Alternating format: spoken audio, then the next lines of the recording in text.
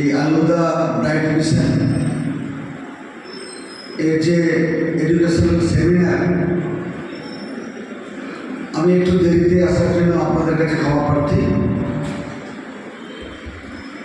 আমার আজকে এই সেমিনারে যে সমস্ত আমার বয়স্ক গুরুজনরা আছেন তাদেরকে আমি এবং ছাত্রছাত্রীরা আছেন, এখানে মঞ্চের সমস্ত অতিথিবৃন্দ এবং এই ট্রাস্টের সভাপতি, সম্পাদক সহ কোষাধ্যক্ষ সহ সবাইকে আমি সালাম আদাব জানাচ্ছি।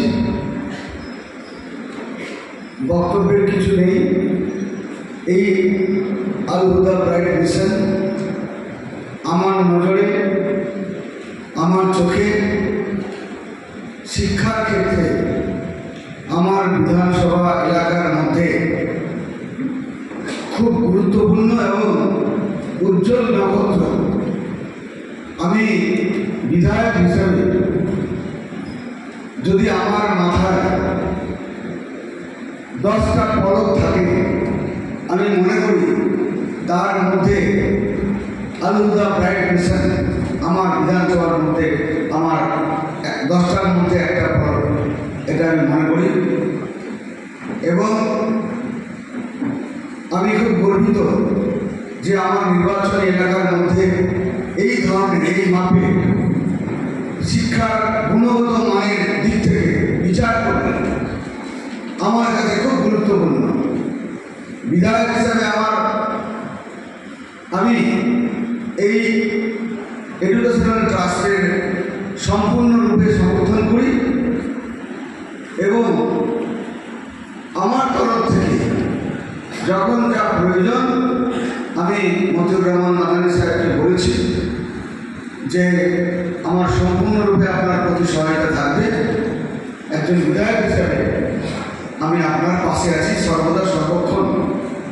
এমনকি প্রত্যেকটি প্রোগ্রাম, এখানে যখন যখন প্রোগ্রাম হয় প্রত্যেকটি প্রোগ্রামে আমি অ্যাটেন্ড করার চেষ্টা করেছি।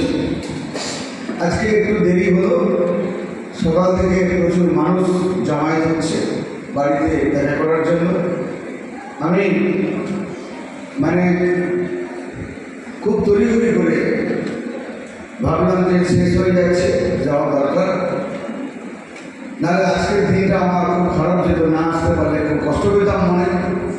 সেজন্য যে সমস্ত অভিভাবকবৃন্দ এসছেন তাদের কাছে আমি খুব চিরকৃতজ্ঞ যে আপনাদের ছেলে মেয়েদের এই শিক্ষার যে গুণগত মান এই ট্রাস্টে এবং অ্যাকোমোডেশন এবং পরিকাঠামো যেটা আছে খুব সুন্দর, এবং আপনাদের পারিপার্শ্বিক যারা আছে তাদেরকেও এই প্রচার রাখা যে খুব ভালো এবং এখানে খুব ভালো রেজাল্ট হয়, খুব ভালো ফলাফল হয়।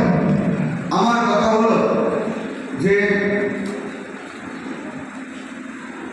ট্রাস্টের নাম, কোনো সংস্থার নাম যেই হোক না কেন, তার পরিচয় হয় তার গুণগত মানের উপরে, লেখাপড়ার যে গুণগত মান তার উপরে। তো এখানে কোনো ঘাটতি নেই। আমি দেখি সবসময় মতিউর রহমান মাদানী সাহেবকে, যে আমার সঙ্গে কথা বলে উনি সবসময় বলেন এই এডুকেশনাল ট্রাস্ট নিয়ে ছেলেমেয়েদের কথা বলেন, গল্প গুজব আমরা দু ভাই মিলে করি সবসময়, খুব ভালো লাগে। এবং সব থেকে বড় কথা হলো যে শিক্ষার উপরে আমার একটা আলাদা টান আছে। যদি কোথাও মাদ্রাসা শিক্ষার উপরে কোনো জলসা করা হয়, আমি প্রত্যেকটি জলসায় অ্যাটেন্ড করার চেষ্টা করেছি।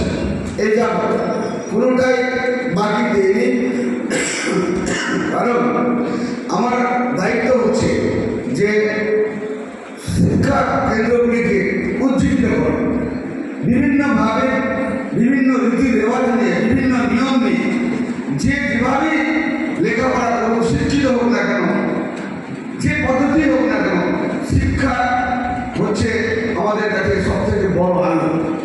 এবং শিক্ষায় আমাদের চেতনা আনবে, চেতনায় আমাদের বিপ্লব আনবে, আমাদের সমাজের পরিকাঠামোকে ঠিক রাখবে। এবং এই ছেলেমেয়েরা আগামী দিন আমাদের ভবিষ্যৎ।